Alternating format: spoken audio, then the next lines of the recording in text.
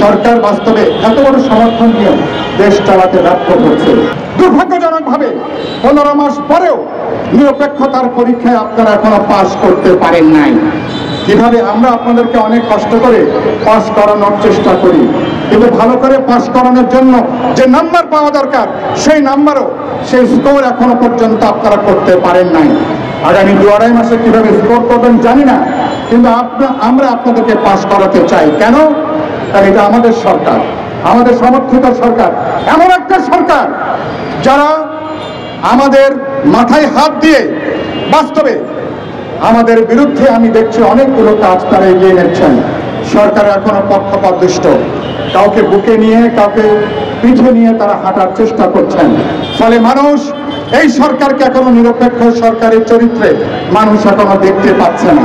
সরকারের কাজ হবে যেসব পদক্ষেপের জন্য আপনারা বিতর্কিত হচ্ছেন, এই টার্মিনাল পোর্ট বলি, করিডোরের প্রশ্ন বলি, অনেকগুলো চুক্তি আপনারা করছেন, মেহরবানি করে এখান থেকে আপনারা সরে আসবেন।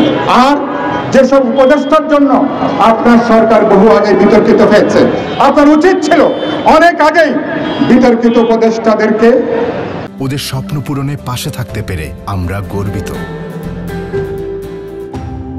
উপদেষ্টা পরিষদ থেকে অপসারণ করা, প্রয়োজন বোধে দক্ষ, প্রাজ্ঞ, অভিজ্ঞ, যাদের প্রজ্ঞা আছে, দক্ষতা আছে, এরকম 2-4 জন নিশ্চয়ই আপনাদের উপদেষ্টা মন্ডলীতে যুক্ত হওয়ার সুযোগ ছিল, কিন্তু সরকার এই পথে তারা হাঁটে নাই।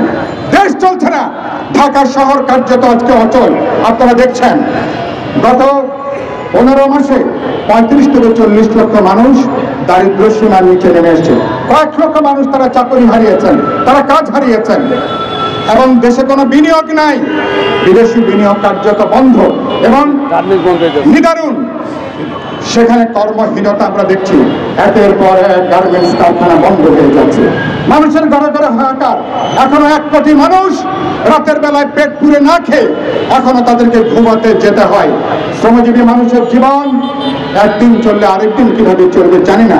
এই যাদের হাতে কোদাল দেখছেন, এই শ্রমজীবী মানুষ, সাধারণ মানুষ, নিম্নবিত্ত, মধ্যবিত্ত মানুষ, তাদের জীবন এবং দুর্বিষহ। এবং বাজারে ইতিমধ্যে আগুন দেখা দিয়েছে।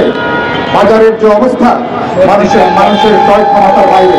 এই ভরা সবজির মৌসুম, এখনো মানুষ প্রয়োজন মতো তার সবজি, তার খাদ্য কিনতে পারছে না। এই হলো পরিস্থিতি। অর্থাৎ সরকার বাস্তবে এত বড় সমর্থন নিয়ে দেশ চালাতে ব্যর্থ হচ্ছে।